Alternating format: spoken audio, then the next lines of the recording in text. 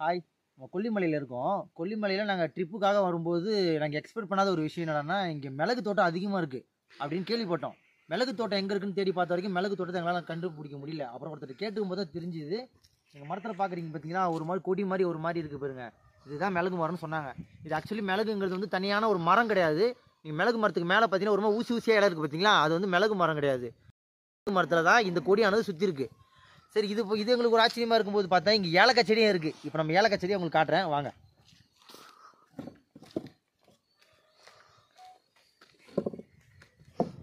தெரிஞ்சு பார்த்தீங்களா, இதுதான் ஏலக்காய் செடி. செடிக்கும் அதுக்கும் சம்மந்தமே இல்லாமல் இருக்குது. நாங்கள் ஏலக்காய் செடியும் கேள்விப்படும்போது கூட மேலே தான் பார்த்தோம். மேலே பார்த்தா ஏலக்காய் இல்லை. வாங்க காட்டுறேன். இது தெரிஞ்சு பாருங்க, இந்த செடியோட அடிப்பகுதியில் தெரிஞ்சு பாருங்க. இது பார்த்தீங்கன்னா இதுதான் ஏலக்காய். நான் ஏலக்காய் செடியில் மேலே இருக்கும்னு நினச்சேன். கீழே வந்து பார்த்தா இதுதான் ஏலக்காய். இதை பறிச்சிருவாங்களாம் சீசன் டைமில்.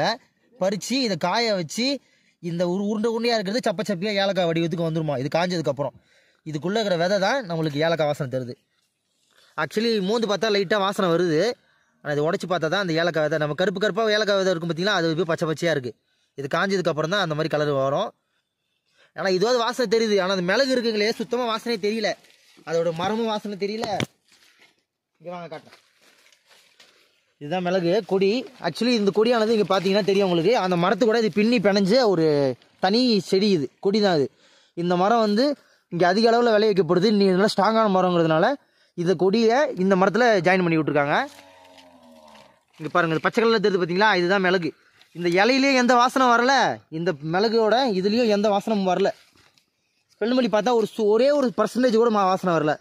ஆக சரி, இன்னொருத்தவங்க கேட்டேன், இது இவ்வளோ ஹைட்டில் இருக்குது, இது எப்படி இதை பறிப்பாங்கன்னு கேட்டிங்கன்னா, அவ்வளோ ஹைட்டுக்கும் ஏணி இருக்குங்களாங்க. இந்த மரம் எவ்வளோ ஹைட்டு இருக்கோ அவ்வளோ ஹைட்டுக்கு 30 அடி வரைக்கும் ஏணி வச்சுருக்காங்களாம். அந்த ஏணியை போட்டு தான் இவங்க மிளகை பறிப்பாங்கன்னு சொன்னாங்க. நீங்கள் மார்ச் மாதத்தில் வந்தீங்கன்னா சீசன் டைமில் காட்டுறேன்னு சொல்லியிருக்காங்க. அப்புறம் ஏலக்காய் செடி இங்கே பாருங்களேன். அதே மாதிரி இங்கே ஏலக்காய் செடிக்கு வந்து பார்த்தீங்கன்னா பாசனம் பார்த்தீங்கன்னா சொட்டு நீர் பாசனத்துக்கு அழகான ஒரு மெத்தட் வச்சுருக்காங்க. அது ஒரு செடிக்கும் இண்டிவிஜுவலாக இந்த மாதிரி பைப் வச்சுருக்காங்க. இது தண்ணி ஆன் பண்ணும்போது இப்படியே ஃபுல்லாக ரொட்டேட் பண்ணி இதில் தண்ணி வர மாதிரி செட் பண்ணி வச்சுருக்காங்க. இது ஒரு ஏலக்காய் செடிக்கும் தனித்தனியாக வச்சுருக்காங்க. இப்போ ஏலக்காய் சீசன் இல்லைங்கிறதுனால சரி ஏலக்காய் தெரியல.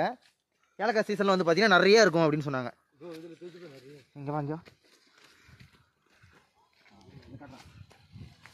இங்கே பாருங்கள்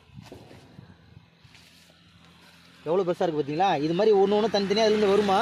இது ஆக்சுவலி இதில் வராதுங்கிற மாதிரி சொன்னார் தம்பி ஒருத்தர். இது வருது பாருங்க, இந்த மாதிரி வருது பார்த்தீங்களா. இதுதான் இப்போ பெருசாக வந்து இதுலேருந்து தான் நிறைய இந்த மாதிரி தனித்தனியாக வரும்னு சொன்னாங்க. சீசன் இல்லாததுனால இங்கே ரொம்ப குறைவான அளவு தான் இருக்குது. தாத்தா வராரா? சும்மா பார்க்கலாம். இங்கே தெரிஞ்சுப்பாங்க எவ்வளோ பேர் விதை தெரிஞ்சுப்பாங்க. இந்த விதை தான் நல்லா கருப்பாக காய வச்சதுக்கப்புறம் வரும்.